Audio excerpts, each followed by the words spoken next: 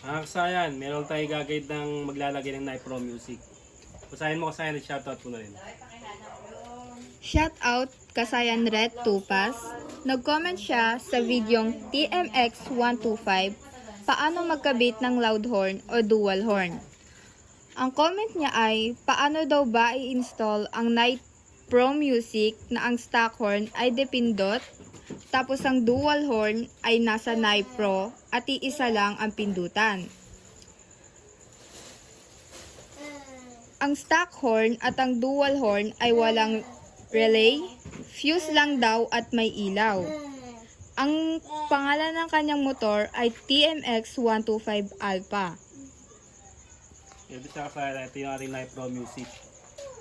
Ang gusto niya mangyari, walang relay, mayroon lang fuse. Pero kasi mas maganda kung meron tayong relay. Para mas mapatunog natin yun ng maganda yung ating busina. At maging trigger lang tong maging trigger lang yung ating Night Pro Music. Ito kasi Night Pro Music at tinatawag nilang Night Pro Relay. Ito, relay na rin yung pinaka Night Pro na to.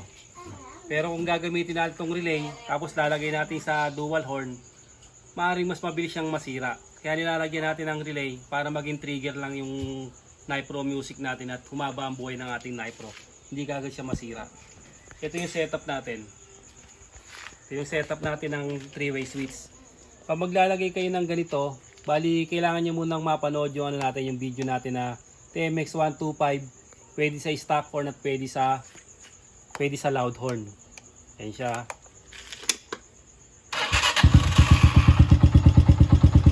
Pwede sa stock horn at pwede sa loud horn. Ayan siya. Kailangan nyo munang mapanood yung Kasayan para mas madali nyo makuha itong paglalagay nito. Ayan siya. Dahil meron na tayong 3-way switch, dito tayo mag-concentrate sa ating 3-way switch.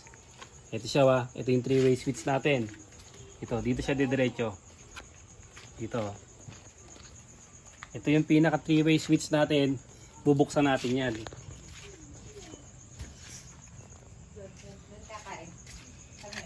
Ito yung 3-way switch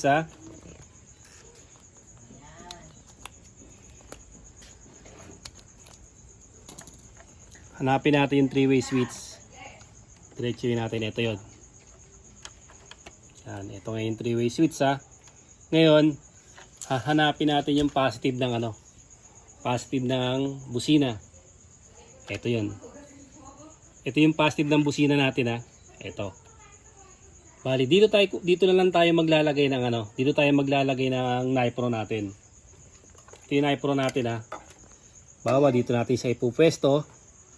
Ito, ganito yung gagawin natin. Yung isa naman ay body ground na lang natin. Kahit saang tornilyo dyan, pwede nyo ilagay sa solid green, pwedeng sa body ground.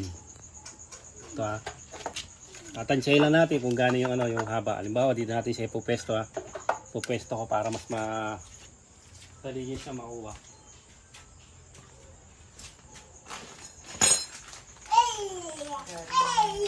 Dito natin ilalagay yung ating Night Pro.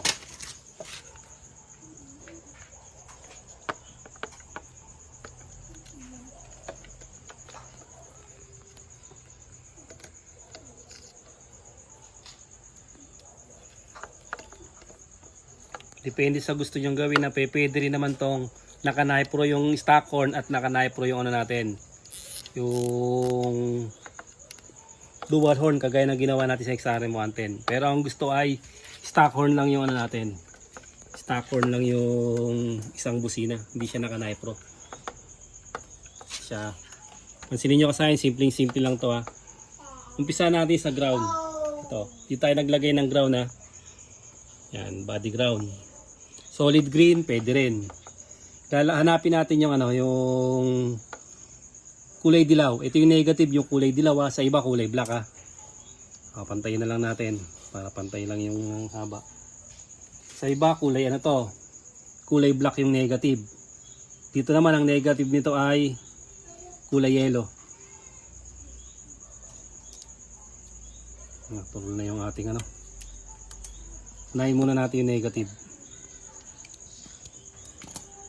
Ito yung negative natin simpleng simple lang to. Nag-ano rin tayo, may video rin tayo dyan na passing light. Kasi pag naglagay tayo ng passing light, horn with passing light, automatic sasabay na yan dito. Sasabay na sa ating Nipro Music. Tapos, ito yung positive ng busina. Di na natin hahanapin yung yung isang switch. Sa passive na tayo. Sa passive tayo ng busina. Pupunta. Pwede rin naman sa switch sa 3-way switch. Ito kasi mas madali. Para hindi na tayo magbukas dito. Ito, pansinin nyo. Tanggalin natin tong na to. Putulin natin yung positive ng busina. Tansyahin lang natin para wala tayong makuha ng Yan ha. Ito yung positive ng busina ha. Ito yung papuntang pindutan.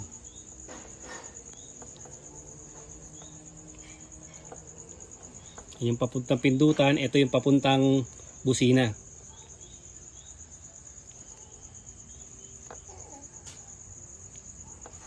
Papuntang busina at papuntang pindutan ha. Ito simple lang to. Subukan din natin gawin yung request niya na walang relay. Subukan natin kung magiging malakas ba yung resulta ng busina. Ito kasi subukan na to eh. Tsaka wala pang nasisirang Nipro na kinakabit natin. Ito siya ha. Ito yung papuntang busina, ilalagay natin dyan yung kulay blue. Kung di, pwedeng kulay blue o pwedeng kulay brown, alin man sa kanila. Ilalagay natin dito.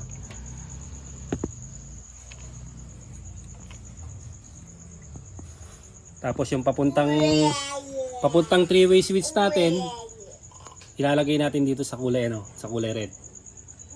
Ito yung pindutan sa kulay red. Sa ibang kulay to, yellow na may lining na green. Sa ibang kulay ng Nipro Music. Depende sa Nipro Music. Ito, bakante na to. Pwede yung gawing pang passing light to. Pero dahil may passing light na tayo rito, meron tayong nilagay na passing light.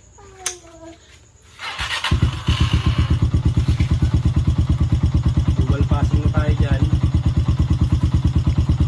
Ito na yung stock horn natin. Stock horn natin. Pag dinihin natin, mag-i-stack lang siya ba? Hindi siya magna-Nipro. Ito kasi yung gusto ng request natin. Pwede rin naman itong gawin natin parehas Nipro. Kasi ang Nipro pag di natin dinihin, hindi naman siya gagana. Ganun lang yung pinakabusina natin. Kasi ito lang ngayon yung dual horn. Ito siya.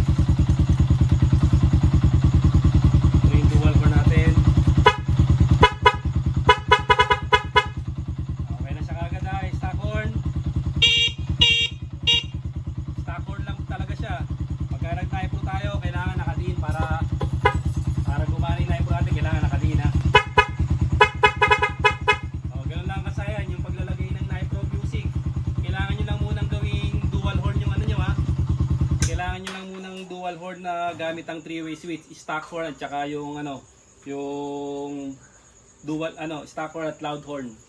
Gabi na kasayang kaya hindi natin matesting ng mas matagal. Pero okay na yan kasayan. Pagka gagawin natin yung isang request niya na walang relay. Subukan din natin kung malakas. Hanggang dito na lang mga kasayan. Salamat sa panonood.